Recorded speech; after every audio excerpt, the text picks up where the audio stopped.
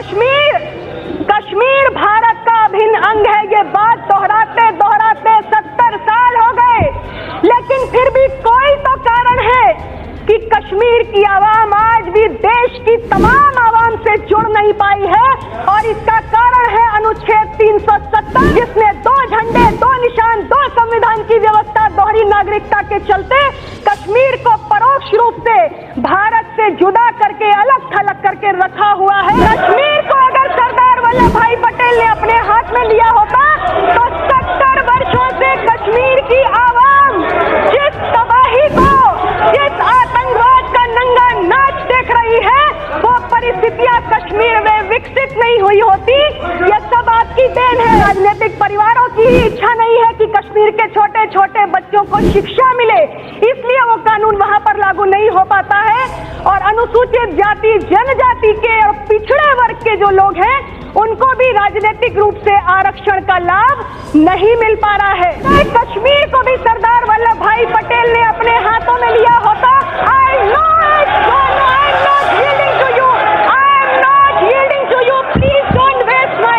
धारा 370 के कारण घाटी में लोकतंत्र का दमन हुआ, भ्रष्टाचार बढ़ा।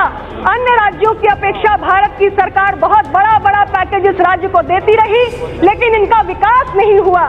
जम्मू और कश्मीर की आवाम विकास चाहती है और कुछ चुनिंदा राजनीतिक परिवारों की बंधक बन के रहना नहीं चाहती है। कश्मीर की बेटी अगर भारत के किसी अन्य राज्य में रहने वाले व्यक्ति से विवाह कर लेती है तो जिस मिट्टी में वो जन्मी है, पली है, बड़ी है, उसे वही के लिए अछूत मान लिया जाता है, उसकी नागरिकता को खत्म कर दिया जाता है। और अगर कश्मीर को भी सरदार वल्लभ भाई पटेल ने अपने हाथों में लिया होता,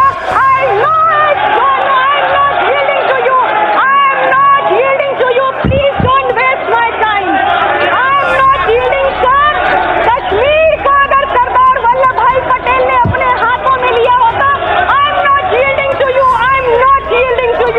कश्मीर को अगर सरदार वल्लभ भाई पटेल ने अपने हाथ में लिया होता तो 70 वर्षों से कश्मीर की आवाम जिस तबाही को, जिस आतंकवाद का नंगा नाच देख रही है, वो परिस्थितियां कश्मीर में विकसित नहीं हुई होती। ये सब आपकी देन है। इसलिए जो आपने कहा है उसके लिए मैं फिर से आपकी घोर निंदा करती हूँ। और मैं इतना कहना चाहती हूँ अध्यक्ष महोदय, कश्मीर भारत का अभिन्न अंग है। ये बात दोहराते दोहराते 70 साल हो गए, लेकिन फिर भी कोई तो कारण है कि कश्मीर की आवाम आज भी देश की तमाम आवाम से जुड़ नहीं पाई है। और इसका कारण है अनुच्छेद 370, जिसने 2 झंडे, 2 निशान, 2 संविधान की व्यवस्था, दोहरी नागरिकता के चलते कश्मीर को परोक्ष रूप से भारत से जुदा करके, अलग थलग करके रखा हुआ है। हमारे गृह मंत्री जी ने कल इस बात को और आज भी विस्तार से बताया कि कैसे देश के तमाम महत्वपूर्ण कानून कश्मीर के अंदर लागू नहीं हो पाते हैं, जिसमें राइट टू इंफॉर्मेशन भी हमारा एक कानून है जो लागू नहीं हो पाता। और राइट टू एजुकेशन को तो माननीय गृह मंत्री जी ने आज सदन में बताया कि वहां के चुनिंदा राजनीतिक परिवारों की इच्छा नहीं है कि कश्मीर के छोटे छोटे बच्चों को शिक्षा मिले, इसलिए वो कानून वहां पर लागू नहीं हो पाता है। और अनुसूचित जाति, जनजाति के और पिछड़े वर्ग के जो लोग हैं, उनको भी राजनीतिक रूप से आरक्षण का लाभ नहीं मिल पा रहा है। यहाँ तक कि 73वां और 74वां जो संविधान का संशोधन था, वो व्यवस्था भी लागू होने में बहुत लंबा समय लगा है।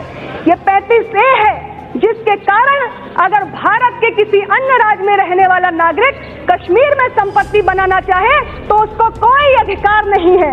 और कश्मीर की बेटी अगर भारत के किसी अन्य राज्य में रहने वाले व्यक्ति से विवाह कर लेती है तो जिस मिट्टी में वो जन्मी है, पली है, बड़ी है, उसे वही के लिए अछूत मान लिया जाता है, उसकी नागरिकता को खत्म कर दिया जाता है।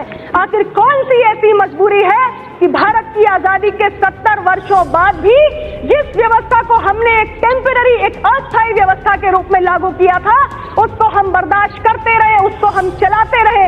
अध्यक्ष, ये भी 4 मिनट हुए। नहीं, अकाली दल को आपने 7.5 मिनट समय दिया, मैं भी 2 मेंबर पार्टी हूँ सर, मुझे समय दीजिए। नहीं, ये सर आप भेदभाव नहीं कर सकते। सकते। अध्यक्ष जी माफ कीजिए, मैं आपको चुनौती नहीं दे रही हूँ, मेरा सिर्फ इतना कहना है कि अगर 2 मेंबर पार्टी को 7.5 मिनट मिले तो मुझे कम से कम 5-6 मिनट तो दे दीजिए, इतना ही मैं कहना चाहती हूँ।